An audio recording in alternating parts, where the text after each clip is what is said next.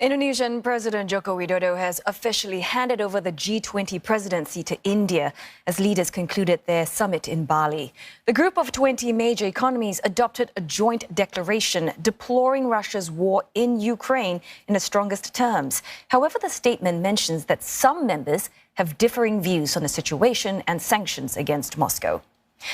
And for more, let's bring in Chatni Vatvani live in Bali. Chatni, despite some differing views from the members, did it still come as a surprise that leaders were able to achieve that consensus at the G20 summit? Well, President Joko Widodo certainly expressed satisfaction. President Joko Widodo certainly expressed satisfaction that members were all able to agree, adopt and ratify the G20 Bali Summit Joint Leaders Declaration. He said this is the first realizable declaration since February 2022. And in a press conference, he went on to list what he called concrete measures or tangible actions that were achieved during the course of this summit. And those included the establishment of the Pandemic Fund, as well as the Resilience and Sustainability Trust under the IMF, among others. But he also went on to highlight that the paragraph on Ukraine in the declaration was the most contentious. He elaborated that leaders even went on to discuss on this until midnight. However, it was tough, yet they all managed to agree, and it was a unanimous consensus that war was certainly destructive on the global economy, and there cannot be any peace or global economic recovery, and there cannot be any global economic recovery without peace. Now, he also went on to touch on the alleged missile attack in Poland. He called for all parties to remain calm and refrain from escalating tension. And then he also reiterated his own personal stance, which he has said many times leading up to this two-day summit, which is that the war must stop and there must be peace. And then he went on to cite U.S. President Joe Biden, saying that even the U.S. president had already said that the missiles unlikely came from Russia. Well, thanks very much for that. Chatni Vatvani, live from Bali. Let's go live now to CNA's Olivia Seong. She's also in Bali for us.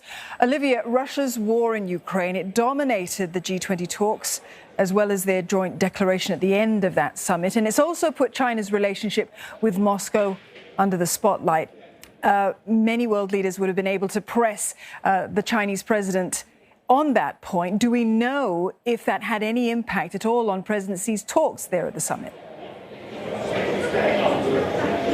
Yes, Don, you know, the Ukraine war really looming large here at the G20 summit. That statement issued after the meeting stating that most countries strongly condemned the Ukraine war, but also including that line which acknowledged that there were other views and differing assessments on the situation and sanctions as well. And there was no explicit mention of which countries may have held these other views, but we do know that China has never condemned Moscow's invasion of Ukraine. But there has also been, since China and Russia have declared that no limits partnership between the two countries. And since then, we know that China's has come under pressure from the international community to do more, to use its influence to rein in Moscow. And we saw that being reiterated again today by French President Emmanuel Macron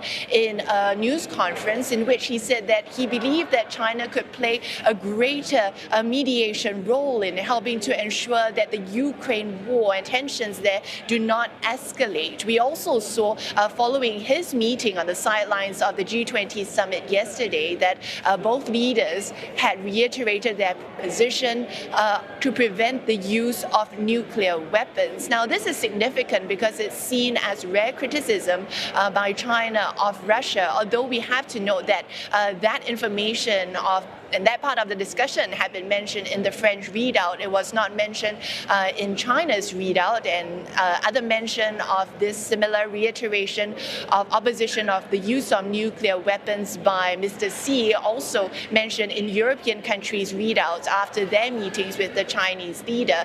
In fact, also now the attention will move as to Bangkok as leaders head there for the APEC summit, where the Ukraine war will likely continue to be discussed, and Mr. Xi likely to have many more key meetings, including with his Japanese counterpart Fumio Kishida tomorrow in Bangkok.